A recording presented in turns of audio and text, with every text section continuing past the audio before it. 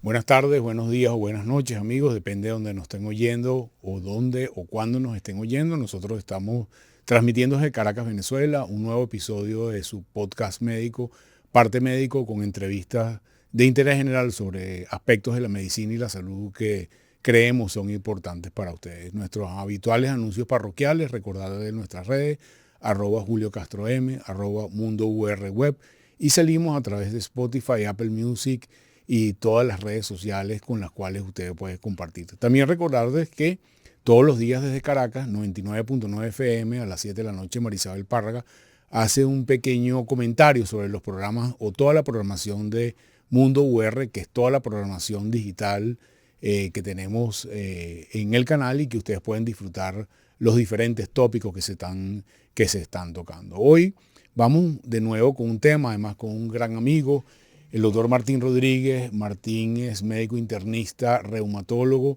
Fue durante mucho tiempo el coordinador jefe del posgrado del Servicio de Reumatología del Hospital Universitario de Caracas. Buen amigo, muy aficionado al béisbol, lamentablemente magallanero. No todas las cosas son buenas, pero Martín es un hombre con mucha experticia en el área de las enfermedades inmunes. Y hoy vamos a hablar de un tema súper frecuente, sobre todo para los quienes somos mayores de 50, que es el tema de la artritis. Bienvenido, Martín, gracias por estar con nosotros. Sabemos que estás entre un paciente y otro y vamos a hacerlo sucinto para que estas píldoras de información sean útiles para nuestros pacientes. Un saludo. Muchas gracias, Julio. Gracias por la invitación. Gracias, Martín. Mira, bueno, yo creo que yo me acuerdo cuando estudiaba semiología, un profesor me decía que si después de los 50 años uno se levantaba en la mañana y no le dolía algo, uno estaba muerto. Y eso da una idea de la frecuencia de la inflamación de las articulaciones, que es lo que vamos a hablar ahora. Entonces, háblanos un poco, quizás introductoriamente o con las definiciones básicas, de qué llamamos los médicos artritis, qué quizás la gente llama artritis y cómo diferenciarlas para saber cuándo es importante o cuándo no es tan importante. Correcto. Bueno, es muy interesante el comentario que tú haces porque de hecho la artritis ocurre a distintas edades, solo que son distintas formas de artritis. Pero para comenzar, el término artritis lo que significa es inflamación de la articulación, de que puede ser una articulación, pocas articulaciones o todas las articulaciones. Lo que se inflama, por cierto, no es el hueso o los componentes óseos de la articulación. Lo que se inflama es la membrana sinovial, que es la membrana que recubre los dos extremos óseos que forman una articulación. Eso es lo que es artritis, ¿no? Inflamación en las articulaciones. La artritis ocurre en distintos grupos etarios y cada forma de artritis es variable según el grupo etario y según el tipo de artritis.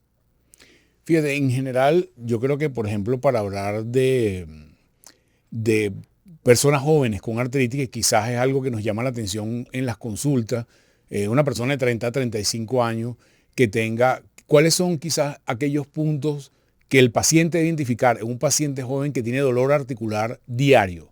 Digamos, ¿qué cosas él debe notar para que deba acudir al médico, a diferencia de una persona que a lo mejor jugó fútbol el fin de semana y bueno, le dio un balonazo y tal y le duele una articulación? Y un poco cómo diferenciar estas dos condiciones, que una es claramente traumática y la otra más bien tiene una connotación de cronicidad o de persistencia en el tiempo. Correcto. La temporalidad, el aspecto cronológico es muy importante. No es lo mismo un lumbago que ocurre después de un juego de fútbol o de béisbol a la persistencia de un síntoma dolor en el individuo. Ese dolor puede estar localizado en las articulaciones y en las articulaciones puede ser en las articulaciones que llamamos periféricas, que son todas las articulaciones visibles, más aquellas articulaciones que forman parte de la columna vertebral de lo que se llama el esqueleto axial. Lo más importante es la persistencia del dolor, número uno. Segundo, el aumento del dolor por lo general en reposo, con mejoría cuando la persona entra en actividad. Típicamente el paciente se despierta en la mañana con dolor en las manos, en los pies o en la columna, y luego en la medida que entra en calor, el paciente mejora. Eso es un signo bastante característico de que hay un proceso inflamatorio. Entonces, esos dos elementos, el elemento del tiempo, la duración, y en segundo lugar, el elemento de la exacerbación con el reposo, son muy importantes. Un tercer elemento importante es cuando el dolor calma de manera significativa al tomar cualquier antiinflamatorio. Es decir, el dolor calma temporalmente mientras el efecto del antiinflamatorio está en curso, ¿no? Esos tres elementos diría yo que permitirían hacer sospechar la posibilidad de que se trata de un cuadro de artritis en evolución a cualquier edad. Okay. ¿Hay alguna clasificación gruesa que podamos transmitirle a los usuarios o a los pacientes para poder entender mejor que hay una artritis a lo mejor de origen mecánico y otras que no son mecánicas, que un poco da la diferencia? Porque una pregunta frecuente, ¿debo ir a un traumatólogo o debo ir a un reumatólogo? Por ejemplo, con esos síntomas que pueden diferenciar cuál es el médico que debe verme en ese momento. Yo diría lo siguiente: si tú estás en un partido de béisbol y te dan un pelotazo en la rodilla, tú tienes que ver un traumatólogo. Si tienes un dolor en la rodilla y no se sabe cuál es la causa, tú tienes que ir a un reumatólogo, porque eso puede formar parte de un cuadro de artritis, en este caso de una sola articulación o de otras articulaciones a las cuales se le ha dado menos importancia. En general, hay varios criterios para diferenciar las distintas formas de artritis. Por ejemplo, después de los 65 años, la forma más común de artritis es la osteoartritis, comúnmente llamada artrosis. Típicamente afecta rodillas, en la gran mayoría de los casos. Típicamente puede afectar también las articulaciones que forman la cabeza del fémur con la pelvis. Esas articulaciones que técnicamente se llaman caderas, aunque el paciente generalmente nuestro utiliza la palabra cadera para referirse a la columna. Entonces, tanto las rodillas como las articulaciones coxofemorales, es decir, las articulaciones que forman la cabeza del fémur con la pelvis, son de las articulaciones más frecuentemente afectadas por artrosis. Y esa es una forma de artritis común después de los 60 años, ¿no? En ese caso, tiende a ser unilateral, es decir, duele una rodilla pero no la otra, duele una cadera pero no la otra. Rara vez van a doler las dos rodillas al mismo tiempo y con el mismo grado. Esa es una forma. La otra clasificación importante que yo diría en el tema de artritis es cuando la artritis es predominantemente en las articulaciones periféricas. Periféricas nos referimos a las articulaciones que están en las extremidades superiores e inferiores, versus aquellas artritis que afectan predominantemente las articulaciones de la columna. Y esto es importante recalcarlo. Entre una vértebra y otra hay articulaciones. Eso es lo que permite que uno pueda mover el cuello, eso es lo que permite que uno pueda doblar la columna. Y esas articulaciones se inflaman. Cuando esas articulaciones se inflaman, el dolor es un dolor en la columna. Y en este caso, entonces, de nuevo, tiene mucha importancia ver qué características tiene ese dolor. Primero, si es persistente. Segundo, si aumenta en reposo. Si típicamente está presente en las mañanas cuando la persona se levanta. Si mejora con el esfuerzo. Esas serían las características que harían pensar que hay una artritis en la columna. Dicho sea de paso, esto es muy importante recalcarlo porque en la gran mayoría de los casos la persona piensa que es un problema de discos, que es un problema de la edad, y no necesariamente es así.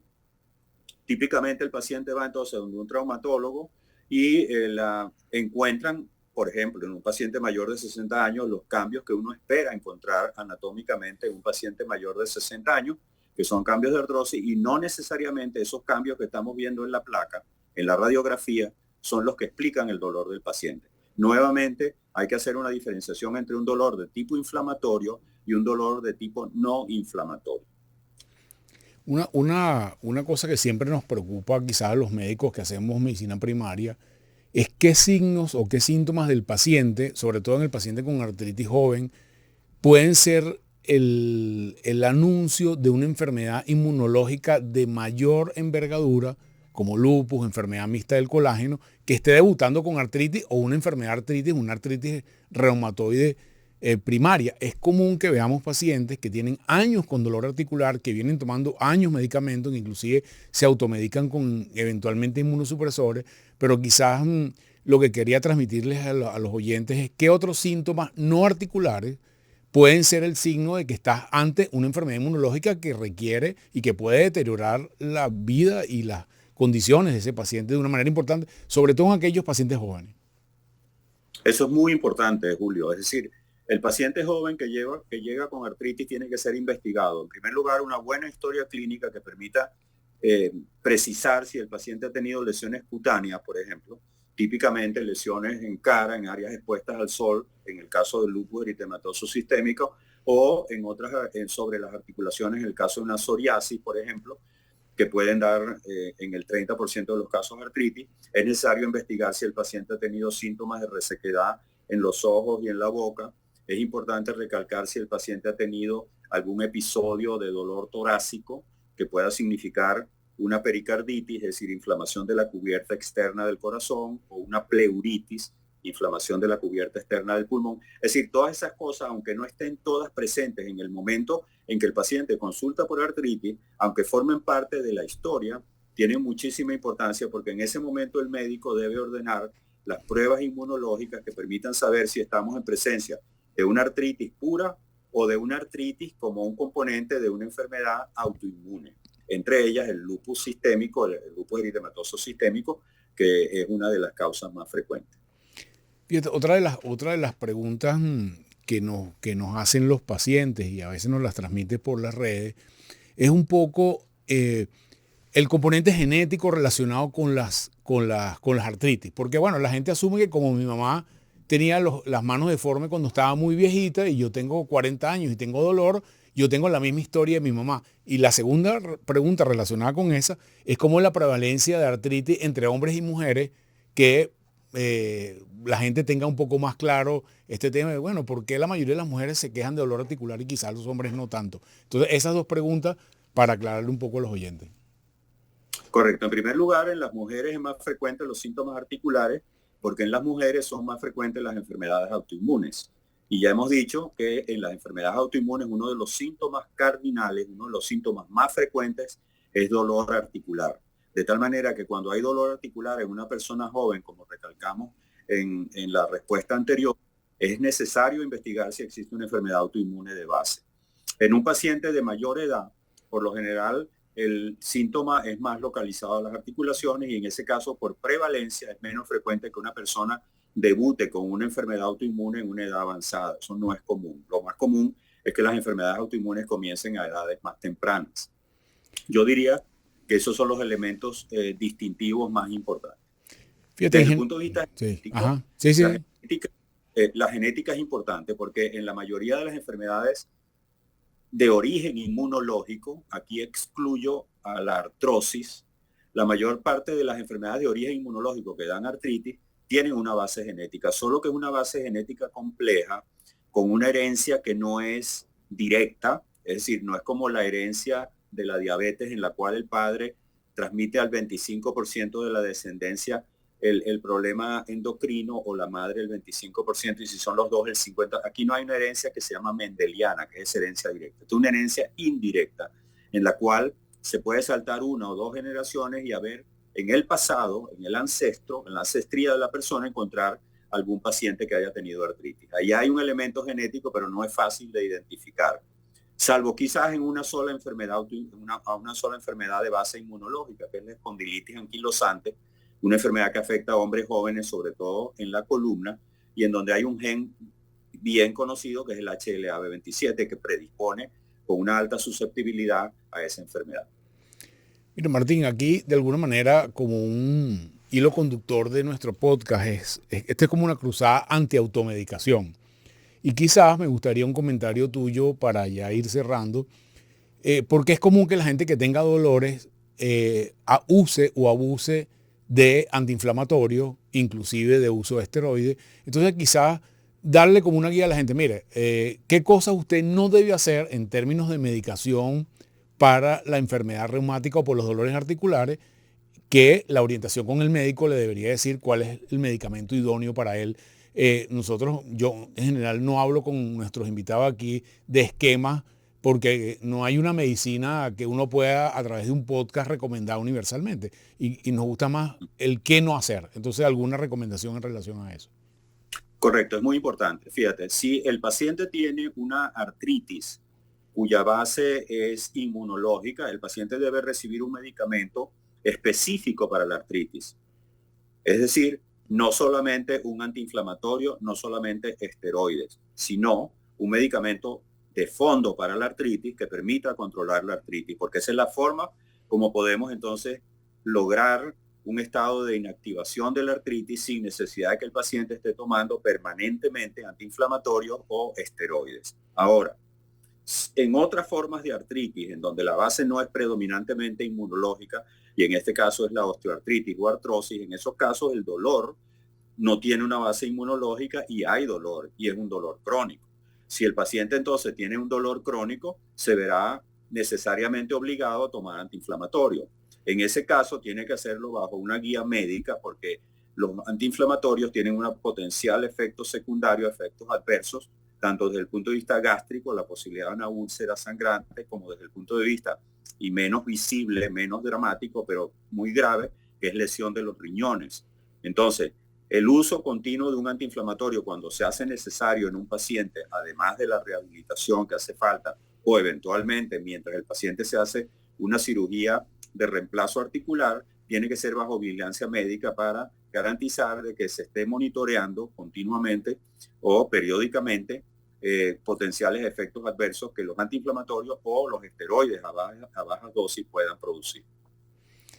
Gracias, Martín. Yo creo que hemos ido por la mayoría de las preguntas habituales, frecuentes de nuestros pacientes que tienen dolor articular, y aquí el objetivo del podcast es dar una orientación general para que después la gente con sus médicos puedan identificar mejor su tratamiento, las opciones de tratamiento que hay, etcétera, etcétera.